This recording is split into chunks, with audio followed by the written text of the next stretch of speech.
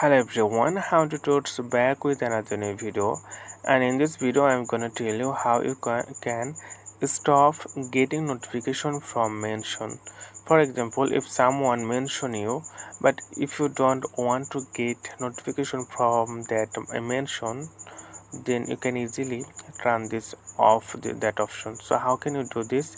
Just watch the video till the end, then you will learn how to do this. That's why you need to go your Threads app. So I'm just going to click my Threads app. Once I click that, then you need to go your profile page. So you can see the bottom right corner on your screen.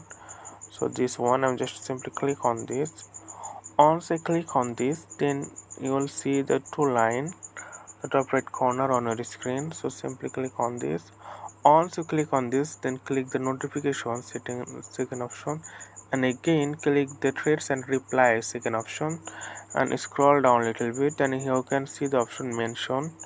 So by default it's for everyone. It means whoever or anyone mention your name, some specific post or comment anything, then you'll get notification.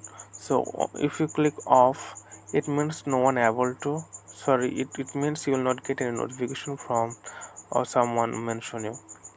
So okay friend, today is no more, and thank you for watching.